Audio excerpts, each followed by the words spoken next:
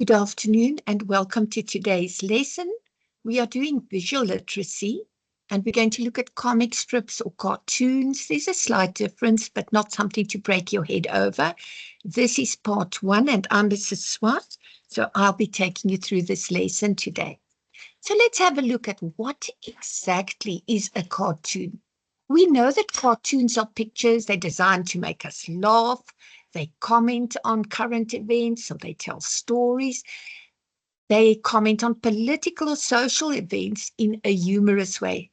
But there's something important to remember about cartoons is that they're not always funny, ha ha. So they won't always make you laugh out of your stomach and scream with laughter. Some of them will, some will be very funny.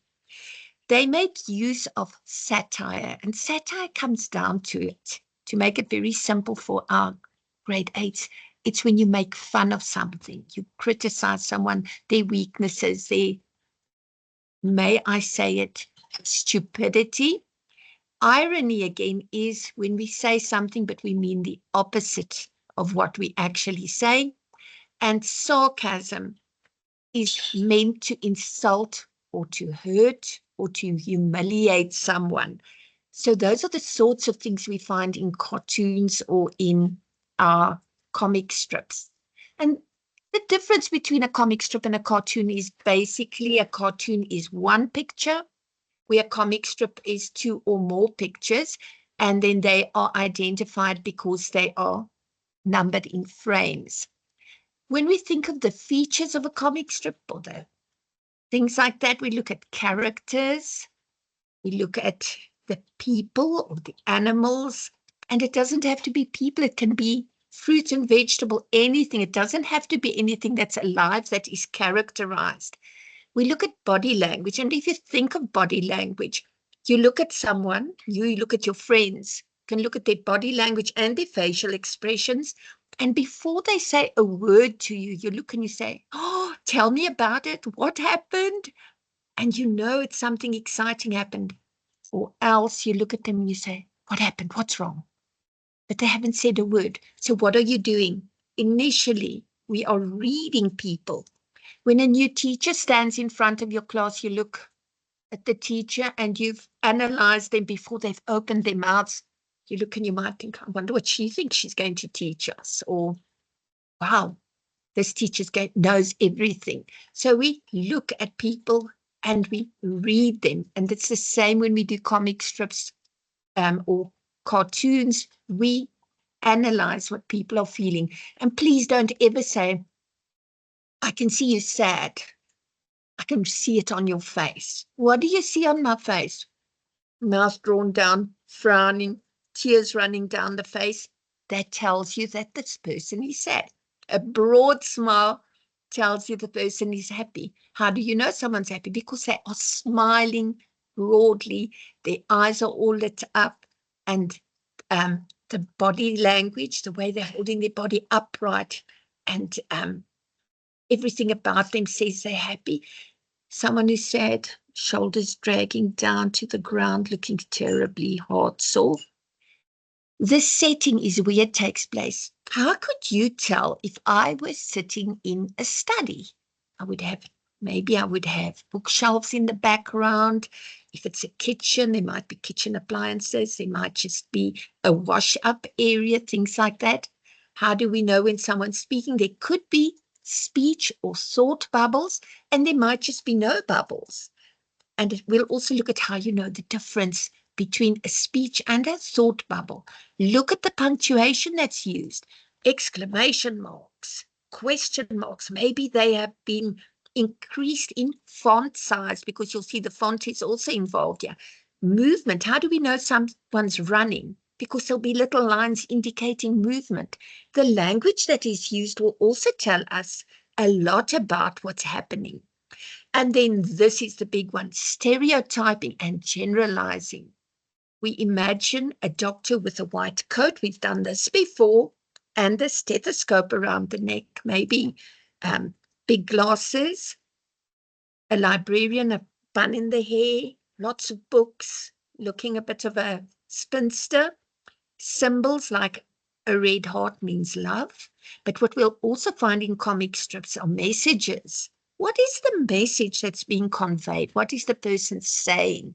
And what is the intention? Intention is also the aim or the purpose.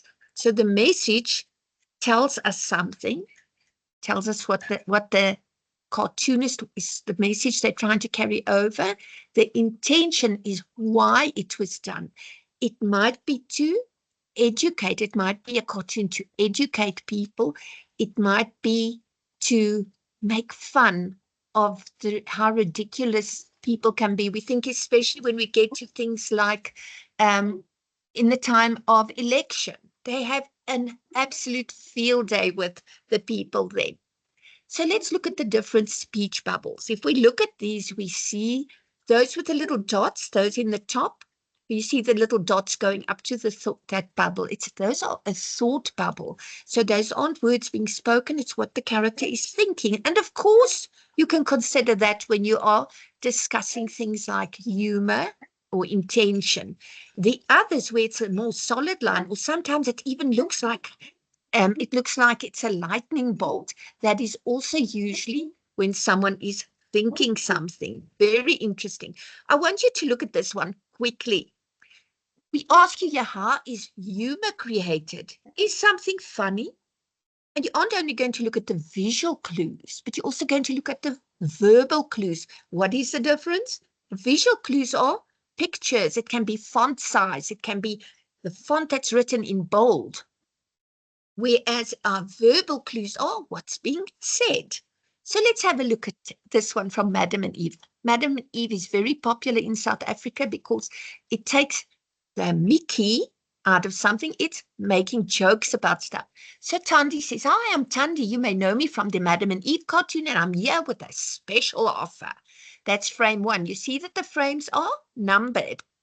And then she's telling about how people adopt things for a good cause. They adopt trees, land, wildlife, wonderful things. And then she offers you something you can adopt. For a limited time, you can name and adopt a local pothole.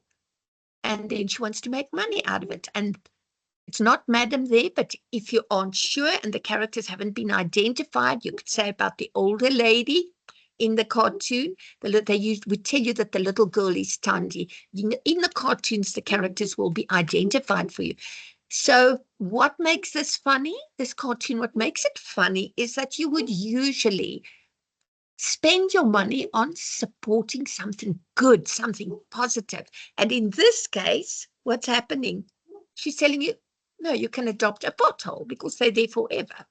And that's what makes it funny. So what she's done is she's taken something good and all the pictures of the good, and she's making a joke about it by saying, you can actually support something that's going to last a lot longer.